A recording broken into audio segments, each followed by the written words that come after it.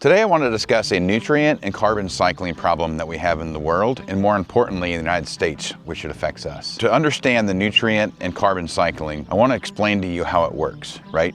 So everybody understands that we grow food from agriculture. All of the nutrients that are in that food are going to nourish our bodies. Where does the nutrient come from? It comes from the soil.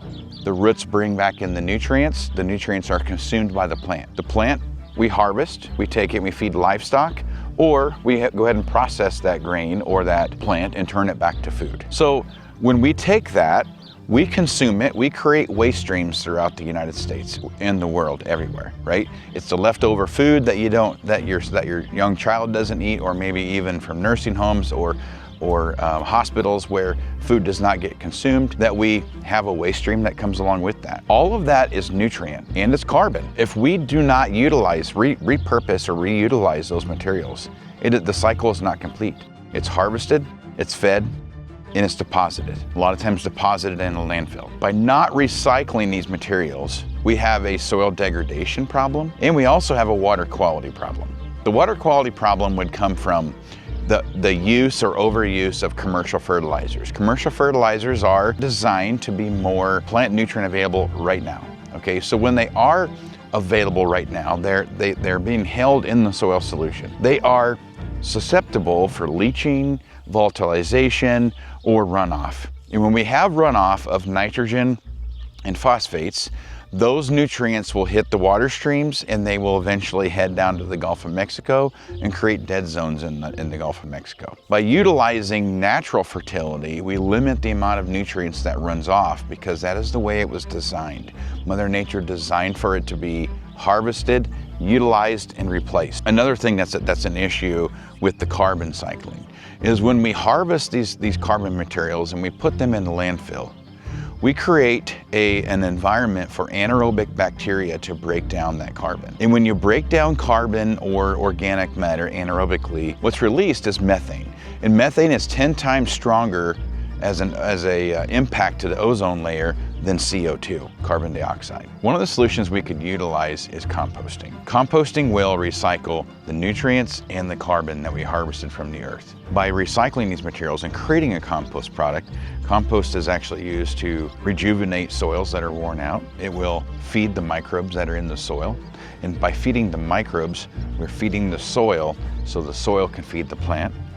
By utilizing compost, it's actually more stable in the soil. It won't run off as bad, so we are mitigating the issue of having water quality concerns from nutrient runoff. We're also mitigating the nutrients heading to the landfills. And by keeping nutrients out of the landfill, we're actually improving climate change by not releasing methane to the air. What we are planning is to have composting facilities throughout the United States to capture these materials, turn them back to fertilizer, and supply them to a farming operation to help them become more sustainable, improve their soils, make their soils more productive. So I want to think about the product, right? So what are we actually creating here? And think about it this way. Let's say that you're hungry.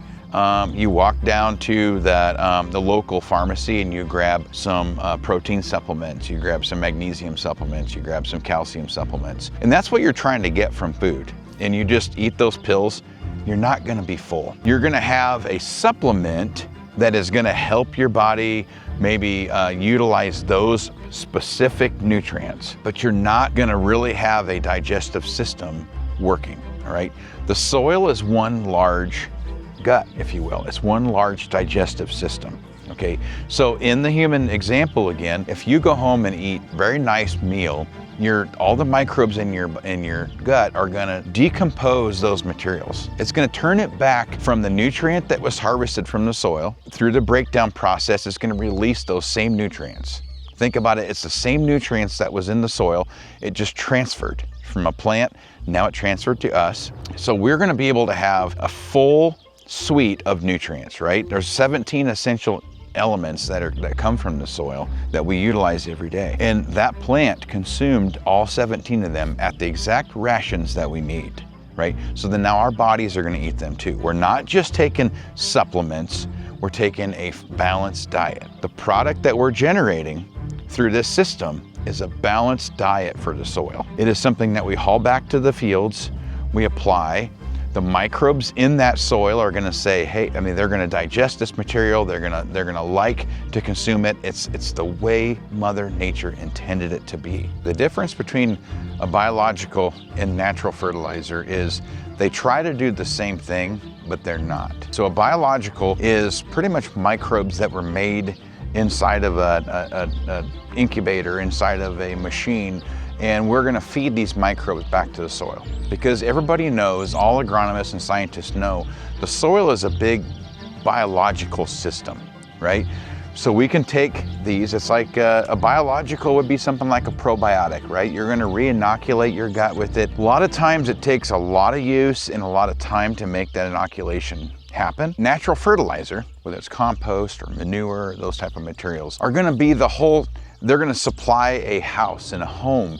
They're gonna supply a whole suite of materials that these biologicals that are already in the soil, the microbes, if you will, are gonna have a place to eat, a place to live, all right? And expand their populations and their colonies that are natural in the environment. So when you apply natural fertilizer, you're applying organic matter, nutrients at the same time. And a lot of times, it is fact that earthworms and microbial populations want organic matter to eat. They want those nutrients.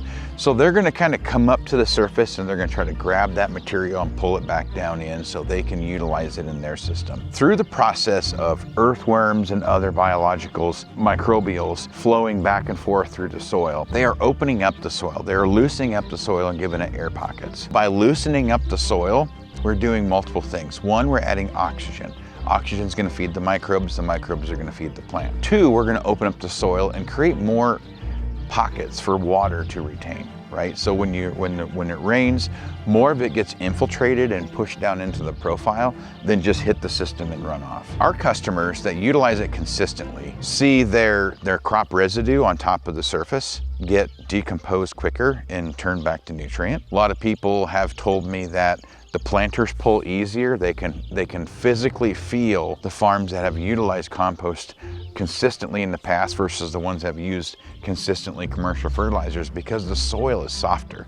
It works better. It becomes more of an environment for plants to thrive. Everything in the world actually responds to a certain balance, whether it's a balanced diet that we need or a balanced system somewhere, whether it's pH or anything else. The microbes want a balance of carbon to nitrogen in the soil.